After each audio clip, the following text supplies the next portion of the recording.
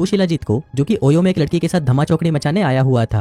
अब पहला राउंड होने के बाद पप्पू शिलाजीत को उसकी दूसरी गर्लफ्रेंड का कॉल आता है, जो कि अपने घर पर अपनी गीली बिल्ली के साथ उसके लिए तड़पी जा रही थी। अब क्योंकि पप्पू शिलाजीत को उसकी भी लेनी थी, इसलिए वो अपनी पहली गर्लफ्रेंड से कहता है कि जाने मन मेरी दादी का फोन है और वो बहुत ज्यादा बीमार है, इसलिए मुझे उनके पास जाना होगा। लेकिन दूसरी वाली के पास जाने से पहले वो पहली वाली के साथ एक बार फिर से धमा चौकड़ी मचाता है। अब सेकंड राउंड लेने के बाद ही पप्पू शिलाजीत उससे बोर हो चुका था, इसलिए वो अपनी बंदी से कहता है कि मैं अपनी दादी के पास जा रहा हूँ, और जाने से पहले वो अपनी बंदी के पर्स में से कुछ पैसे निकाल लेता है, जिसके बाद वो उन पैसों से दूसरी बंदी को बजाने के लिए निरोध खरीदता है। शाबाश। फिर रात को अच्छे से तैयार होकर वो अपनी दूसरी बंदी के घर पहुंचता है, लेकिन अंदर जाकर वो देखता है कि घर में पूरा अंधेरा है। पप्पू शिलाजीत को लगता है कि शायद उसकी बंदी चुपके से आकर उसका मुंह में लेगी, लेकिन तभी अचानक पीछे से उसकी बंदी आकर उसके सिर पर बेसबॉल बैट से हमला करके उसे बेहोश कर देती है। फिर कुछ देर बाद जब पप्पू शिलाजीत को होश आता है तो वो खुद को एक रेगिस्तान में पाता है। वो देखता है कि सिर्फ कच्छे को छोड़कर उसके बाकी सारे कपड़े उतार लिए गए हैं। फिर वो अपने कच्छे की जेब में हाथ डालता है, जहाँ पर उसे एक निरोध का पैकेट और उसकी चारों गर्लफ्रेंड्स की एक फोटो मिलती है, जिसका मतलब था कि उसकी चारों गर्लफ्रेंड को पप्पू शिलाजीत के बारे में पता चल चुका था, इसलिए उन सभी ने मिलकर उसकी गांड फाड़ने का ये प्लान बनाया। अब ये देखकर पप्पू शिलाजीत गुस्से से पागल हो जाता है, जिसके बाद वो उस रेगिस्तान में इधर उधर घूमकर वहां से बाहर निकलने का रास्ता ढूंढने लगता है, लेकिन काफी कोशिशों के बाद भी उसे बाहर का रास्ता नहीं मिलता। अब काफी देर ऐसे ही घूमने से उसे हेलुसिनेशन होने लगता है, जिसकी वजह से वो रेत को ही पानी समझकर पीने लगता है। इसी दौरान उसके पास कुछ लड़कियों का एक ग्रुप आता है, जिसके लीडर का नाम होता है चंडाल चूची। अब वो सभी पप्पू शिलाजीत को जिस तरह घूर रही होती हैं, उसको देखकर उसे लगता है कि शायद वो उससे अपनी पिंकी पिटवाना चाहती हैं। इसलिए पप्पू शिलाजीत चंडाल चूची के पास आता है और उसे कहता है कि ये मुंह से अपना कपड़ा उतार और जल्दी से आकर मेरा मुंह में ले। अब ये देखकर वही पास में खड़ी एक लड़की पप्पू शिलाजीत के सर पर भाला मारकर उसे बेहोश कर देती है, जिसके बाद वो सभी लड़कियां पप्पू शिलाजीत को बांधकर अपने गांव ले जाती हैं। हम देखते हैं कि वो औरतें जिस गांव में रहती थी उस गांव का नाम चूची गांव था, और इस गांव में रहने वाली सभी औरतें ही थीं। यहाँ पर आदमियों को गुलामों की तरह रखा जाता था और औरतें उन पर हुक्म चलाती थी। आदमी यहाँ पर औरतों की सेवा किया करते थे और रात को उन्हें संतुष्ट किया करते थे, लेकिन अगर कोई भी आदमी उन्हें संतुष्ट नहीं कर पाता था तो ये औरतें उन्हें मारकर खा जाती थी। फिर गाँव में ले जाकर पप्पू शिलाजीत को बाकी आदमियों की तरह एक पिंजरे के अंदर कैद कर दिया जाता है। अब ऐसे ही कुछ दिन बीत जाते हैं और फिर एक दिन पप्पू शिलाजीत के पास घोचूलाल नाम का एक आदमी आता है और वो उसे बताता है कि मैं एक साइंटिस्ट था और मैं यहाँ पर अपनी टीम के साथ इन लड़कियों पर रिसर्च करने आया था।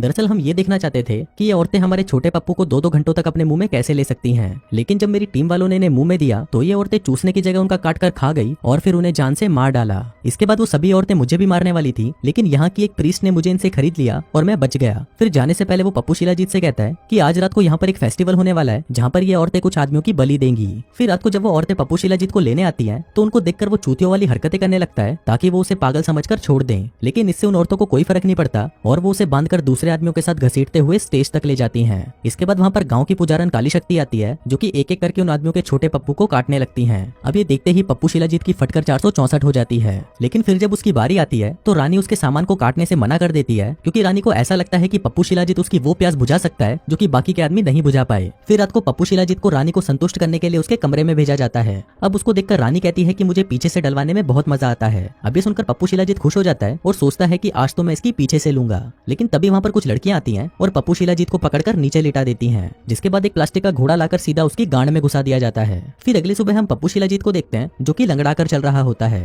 अब उसकी ऐसी हालत देखकर घोचूलाल को उस पर तरस आ जाता है और वो उसे अपनी मालकिन के पास उसका फ्यूचर देखने के लिए ले जाता है। अब पप्पू शिलाजीत को देखकर वो औरत कहती है कि अगर तुम 3 महीने के अंदर महारानी को प्रेग्नेंट नहीं कर पाते तो तुम्हें जान से मार दिया जाएगा, लेकिन अगर तुम उसे प्रेग्नेंट कर देते हो तो भी तुम बचोगे नहीं, तुम्हें फिर भी जान से मार दिया जाएगा। अब बेचारे पप्पू शिलाजीत के पास कोई रास्ता नहीं बचा था, क्योंकि दोनों ही सिचुएशंस में उसकी मौत पक्की थी। फिर इसके बाद पप्पू शिलाजीत को पता चलता है कि इस गांव के आदमियों की हालत इतनी बुरी है कि कुछ सड़ी हुई सब्जियों के बदले उन आदमियों का सौदा कर दिया जाता है। अब आदमियों के साथ होने वाले ऐसे बर्ताव को देखकर पप्पू शिलाजीत घोचूलाल के साथ वहां से भागने का प्लान बनाता है। वो उसे कहता है कि अगर हमें यहाँ से निकलना है तो हमें कैसे भी करके इन औरतों का विश्वास जीतना होगा। अब अपना पप्पू शिलाजीत तो दिखने में काफी हैंडसम था, इसलिए उसे विश्वास था कि वो इस काम में जरूर सफल हो जाएंगे। वहीं दूसरी तरफ रानी की सेनापति आकर रानी से कहती है कि हमारे दुश्मन झाटू कबीले की सेना हमारी तरफ बढ़ती जा रही है। अब ये सुनकर रानी उसे कहती है कि गांव के बॉर्डर पर सभी लड़कियों को तैनात कर दो और अगर दुश्मन कबीले में से कोई भी हमारे गांव में आता है तो उन सभी की झाटों में आग लगा दो। फिर रात को हम पप्पू शिलाजीत को देखते हैं जो कि महारानी को इंप्रेस करने के लिए उसकी सेवा करने का नाटक करने लगता है। अब महारानी को उसकी सेवा से चरम सुख की प्राप्ति मिल रही थी, जिसका फायदा उठाते हुए वो महारानी से कहता है कि हमें अपने गाँव में एक ब्यूटी पार्लर खोलना चाहिए ताकि यहाँ की औरतें और भी ज्यादा सुंदर बन सकें। अब महारानी भी उसकी बातों में आ जाती है और वो उसे ब्यूटी पार्लर खोलने की परमिशन दे देती है। दरअसल पप्पू शिलाजीत ब्यूटी पार्लर के जरिए गांव की औरतों का विश्वास जीतना चाहता था।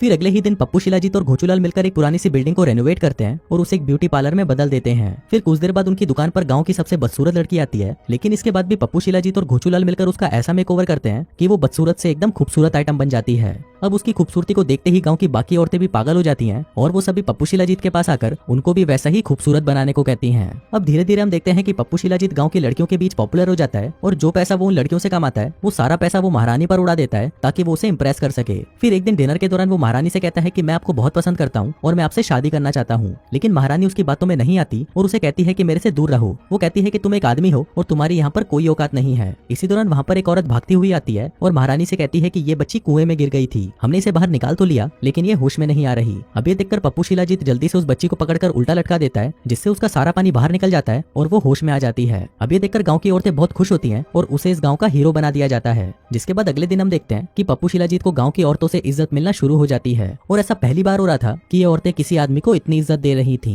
फिर एक दिन जब महारानी अपनी औरतों से बातें कर रही थी तभी वहाँ पर सेनापति आती है और महारानी से कहती है कि झाटू कबीले के लोग हमारे बहुत नजदीक पहुंच चुके हैं। अभी सुनकर महारानी और बाकी के लोग मिलकर उस कबीले को रोकने के लिए बॉर्डर की तरफ निकल जाते हैं। वहीं दूसरी तरफ हम झाटू कबीले को देखते हैं जिसके आदमी आपस में ही लड़कर एक दूसरे को खत्म कर रहे थे। उधर पप्पू शिलाजीत और घोचूलाल मिलकर ये प्लान बनाते हैं कि कल जब ये दोनों कबीले आपस में लड़ रहे होंगे तभी हम चुपके से यहाँ से निकल जाएंगे। फिर अगले दिन जब महारानी अपनी सेना के साथ दुश्मन को मारने के लिए बॉर्डर पर जा रही होती है तभी दुश्मन सेना पहाड़ पर से उन पर हमला कर देती है जिससे महारानी के बहुत सारे सिपाही मारे जाते हैं और जो बच जाते हैं वो वापस गांव की तरफ भाग जाते हैं। उधर पप्पू शिलाजीत और महारानी भागकर एक पहाड़ी के नीचे छिप जाते हैं। फिर कुछ देर तक बातें करने के बाद वो लोग देखते हैं कि वहाँ पर बहुत सारे जुगनू आ जाते हैं। अब यहाँ पर पप्पू शिलाजीत और महारानी एक दूसरे को प्यार करने लगे थे जिसके बाद वो दोनों वहीं पर ही मजदूरी करना शुरू कर देते हैं। फिर अगली सुबह जब वो दोनों गाँव में वापस लौटते हैं तो वो देखते हैं कि गाँव के सभी लोग बीमार पड़ चुके हैं क्योंकि उन्होंने कुएं का पानी पी लिया था जिसको दुश्मन सेना के लोगों ने जहरीला बना दिया था। इसी दौरान वहाँ पर घोचूलाल आता है और पप्पू शिलाजीत से कहता है कि भोसड़ी के तू रात को यहाँ से भागा क्यों नहीं। अब ये सुनते ही महारानी को लगता है कि वो उनके साथ गद्दारी कर रहा है इसलिए वो उन दोनों को पकड़ लेते हैं, लेकिन फिर महारानी उसे मारने की बजाय उन दोनों को गांव से बाहर छोड़ देती है।